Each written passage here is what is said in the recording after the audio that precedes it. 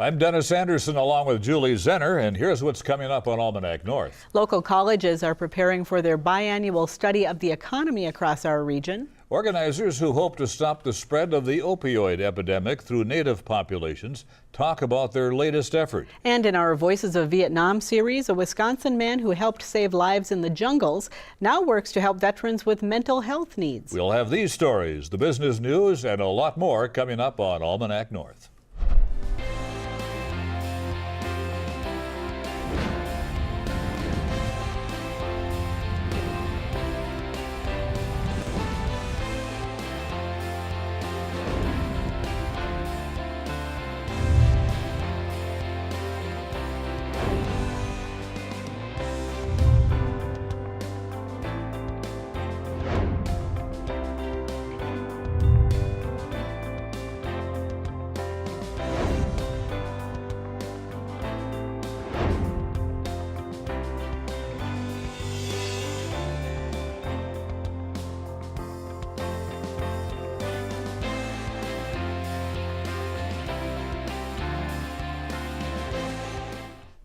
Hello and welcome to Almanac North. Thank you very much for watching. This program was recorded on Wednesday for today's broadcast.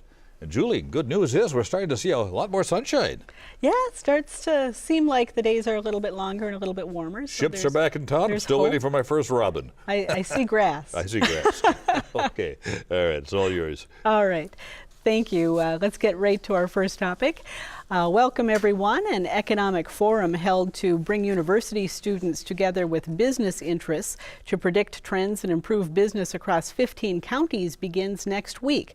The Regional Economic Indicators Forum is set up by National Bank of Commerce, and with us to share more is Community Bank President Bruce Thompson. Also here is the Director of the Bureau of Business and Economic Research at the University of Minnesota Duluth, Monica Haynes. And thanks to both of you for being here. Appreciate it. Thank you for the opportunity. Bruce, for those who are not familiar with the Regional Economic Indicators Forum, give us maybe the cliff notes about why it was formed and what some of the goals are for the forum. Well, it was the vision of our CEO, Steve Burgess, to really bring more value to the business community, recognizing that economic development numbers come to us from a variety of sources and usually reflect national statistics. Mm-hmm. And we thought, well, wouldn't it be nice if we could really hone in on our 15 county region here in northwest Wisconsin, northeastern Minnesota, so that businesses could make more actionable decisions on what's really going on in our backyard. Mm-hmm. Your group has an important forum coming up next week. Mm-hmm. Can you tell us a little bit about that, and who's the keynote speaker? Our keynote speaker for this upcoming event is the CEO and President of the Minneapolis Federal Reserve, Neel Kashkari, and I believe it's the first time he's spoken in Duluth since he was appointed to that position. So it's very exciting to have him with us. He is just a wealth of knowledge on national and regional trends. His area covers Wisconsin, Minnesota, North Dakota, South Dakota, and Montana. So a very big area, but he's going to be talking about our area and nationally what's happening in the economy. Who typically attends such a forum? We get a lot of business people from the community. We get educators. We get many political leaders. Average citizens come. It's a very empowering arena to learn lots about what's going on in our region from some very knowledgeable individuals. Mm-hmm. And part of the information is coming from student research, I understand. Talk about that and what some of the poster sessions, for example, some of the students might be presenting that participants would be interested in learning about. Yeah, this is actually a really exciting event for us because in addition to our 3 universities students doing presentations at the beginning of the forum, which typically happens at each forum, we also have the poster session happening beforehand. So 1 hour poster session with students from all 3 of the universities, UWS, CSS, and UMD. They're going to be presenting on research projects that they've done throughout the academic school year. And then in addition, the business schools from each of the 3 colleges and universities work with student researchers on a variety of topics, and those students then present their findings at the start of the forum. Let's dig a little deeper, Bruce. What is the health of the economy in this region? Well, I think our statistics have shown from the research that the university students do is that, you know, we're kind of a slow growth economy here. We are very dependent on Iron Range mining, shipping, that sort of thing. We all know that to be the case. But it's kind of the ancillary industries that support those major key industries that we're really interested in, and how is the flow going for them to diversifying from just those basic industries. So we feel always pretty good about it, but when you show up and learn the statistics from the surveys, it gives you a better sense of how to better plan for business. Now this has been going on for 4 or 5 years now. You've been tracking these indicators. Are you seeing any real trends emerge as you look at how the economy is shaping up here? Is it changing much? Well, in each one of our sessions, we typically highlight a certain type of industry to drill down a little deeper, whether it's tourism, the aging demographics, transportation, different types of things like that. So we try to make it really actionable in different ways for different programs, but the statistics that come from the students usually is repetitive from the standpoint that we're measuring. We've got a baseline because we started over 4 years ago, and we do this every 6 months, so we have a baseline, so we continue to reflect on where we've come, you know, in the region. And I think you'll see that this region is a slow growth region. Yeah. So Monica, how do you collect and monitor the information you gather? What's done? What's the process? Well, it's different for each of the schools. So UWS looks at stock performance, and specifically some of the regional businesses' stock performance. They also look at consumer confidence. So they do a big survey of consumers, citizens from all throughout the 15 counties. CSS looks at business confidence, so they do a survey of businesses through the local chambers. And then our school looks at kind of secondary data like the GDP and the labor force growth. So the data is collected from a really wide variety of areas and through different methods depending on the school. One thing I wanted to add to your previous comment, I think it's been interesting because since we started the forum, the economy has just been kind of plugging along in terms of a slow economic recovery since the recession. And there has been a little bit more volatility in the last 6 months or so. And so I will be kind of curious to see at this upcoming forum if business confidence or consumer confidence has changed kind of in response to that, and also like what the stock performance looks like, because some stocks have done a lot of up and down in the last few months. So it'll be kind of telling to see, are we still just growing kind of slowly, or has there been some more change? So what's the value of this to business, not only in getting these indicators, but also in having an opportunity to maybe draw some of these college students to learn more about the local economy? Well, it's really a wonderful collaborative effort amongst the universities in the area, but also bringing the business community and the students together, allowing the students to project what they've learned, allowing the business community to see the students in action, and ultimately coming up with really statistics and actionable things that our business community can think about their future moves on. So we think we're bringing value to the standpoint of hey, where are we going here? How can we better plan for the future? Are we starting to see any flow of younger entrepreneurs who want to set up businesses in the region?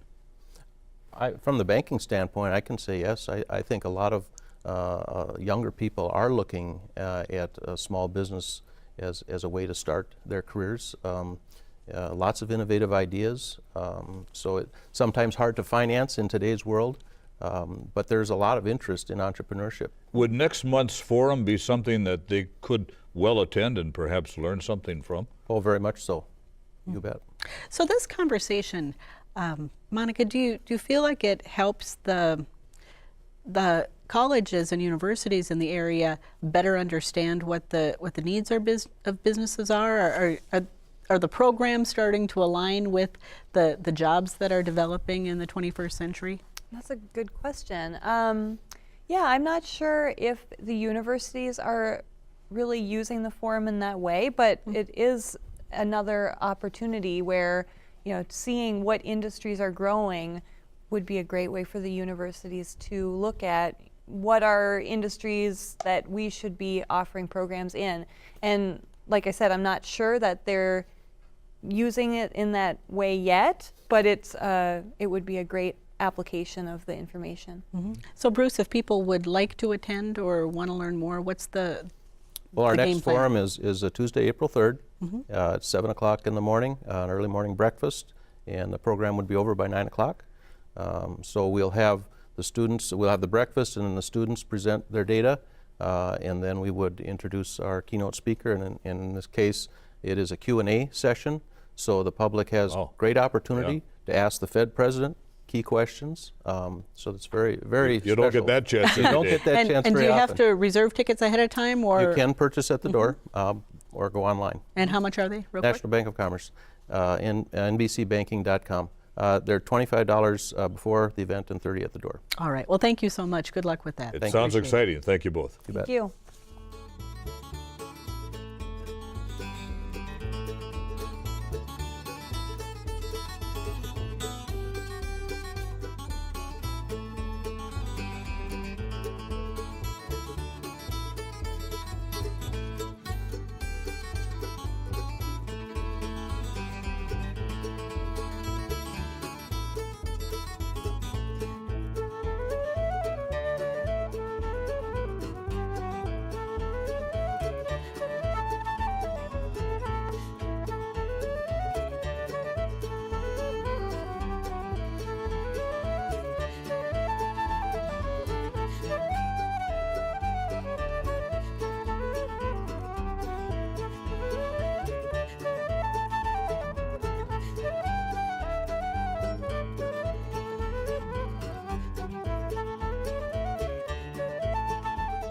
Well, the opioid epidemic reaches across generations and cultures. A new group has formed in Duluth to tackle the crisis in the Native community. Now, here to tell us more are organizer Shawn Carr, and Derrick Laquier is an organizer of the Duluth group as well, and also from the Natives Fond du Lac Reservation is Ashley Diver, and Ashley is also one of the people who has organized this event. So I want to welcome all three of you to the program today. And maybe we can start on the end here by asking what the purpose of this organization called Natives Against Heroin is all about. What is the draw that you want to get from this organization? Well, the opioid epidemic is claiming a lot of lives in Minnesota. And we're tired of losing loved ones, and we want to give people an opportunity to get better and to stay better. And I understand now there's a Facebook that you have put together? Yeah. What do you hope to draw from that Facebook? Well, link people with resources, people that want to help out, getting people together. We've got things planned like we have a sobriety feast. We're going to have a sweat lodge, and we also have a fire, sacred fire, which we invite people to come to. Derrick, maybe you could explain the significance of the sweat lodge and how that could potentially help with the heroin epidemic here in our region. Well, the significance of the sweat lodge is that it brings our culture back to Native American people. And again, the sweat lodge basically is kind of like a church for people if you're a Christian. It's a church for us where we go and pray, and we sacrifice our bodies for our prayers. And while we're in there, we're cleansing our bodies, and we're praying for our loved ones, and so they can get better. And you know. So Ashley, what effect then is drug use having on your community? What's it doing to your community? Well, there's a lot of, let's see, recently there's been 2 overdoses. We have handed out Narcan So, I mean, it's taken a lot of people's lives. A lot of kids are going without their parents. They're getting incarcerated. It's a very big problem on the reservation. To whom did you hand out Narcan? To people in the community, they were aware that I had Narcan, and I asked if they needed any. One guy had said that he needed to give 4 people Narcan in his home. So I asked him if he needed any more, and I gave him more Narcan. Sure. I understand that part of what you have planned is patrols to actually go out into the community. How would those work? Would they be done just as members of your organizations, or would it be in conjunction with the police? What do you visualize for that? What we visualize doing a patrol is it's a community effort. Basically to clean up our community and help people in the community. What we're going to be doing is going door to door or street to street and kind of forcing drug dealers or people that are using to better themselves. We're going to be going and talking to them, maybe help them with Rule 25s, get them in contact with any type of aftercare that they need. And the community cleanup, and it's going to be a community cleanup / patrol. We're going to be cleaning up, picking up syringes, picking up garbage at, bus stops, at parks, and such. Shawn, there may be people watching this program who are drug addicted. Where can they turn for help, particularly in your community? We have many good programs in the community. If they're in need of resources, they can contact us through our page, or Derrick or Ashley, and hopefully we can get them going, like perhaps the Rule 25 drug assessment. Is that part of what you're hoping the Facebook might accomplish too? Yes. For and more discussion about it? Yeah. And resources? Yes, and to bring more awareness to it. One of the things that we were talking about briefly before we went on the air is the fact that although the organization is called Natives Against Heroin, you're not exclusively setting out to help the Native population, but to really just deal with the heroin epidemic in the whole community. Is that true? Are you looking to broaden beyond your own Native people? Yes. Correct. And how will you do that outreach? Well, like I said, we do it through Facebook. Shawn deals with that. And one thing that we don't discriminate. We don't care what color you are, because heroin doesn't discriminate either. It hits all walks of life and all colors. A lot of people that deal with it are not just Native American. Okay, well, with that, we're going to have to run. We thank you very much for coming in and talking about what you have planned and what you have going. Appreciate it very, very kindly. Shawn, Derrick, Ashley, thanks again. Thank you.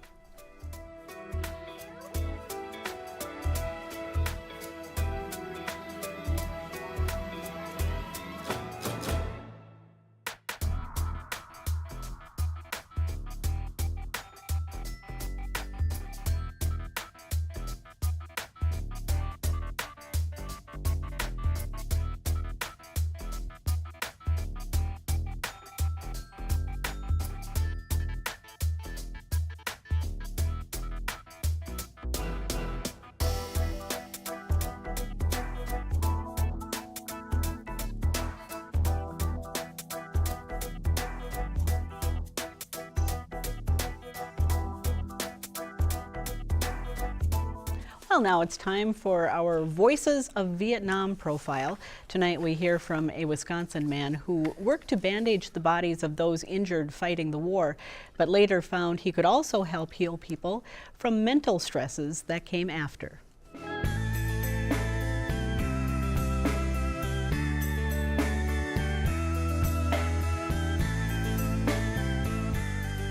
Got out of high school in 1966 and went into the service, and ironically I joined the Navy to stay out of Vietnam, and then beyond that I actually chose the medical corps thinking that would keep me out of Vietnam. And then later I found out that being in the medical corps in the Navy, that the Marine Corps didn't have their own medical corps. So as a hospital corpsman, I was asked to serve with the Marines. So I wanted to have a choice, and I wanted to get some educational experience from it. So that's why I chose the Navy.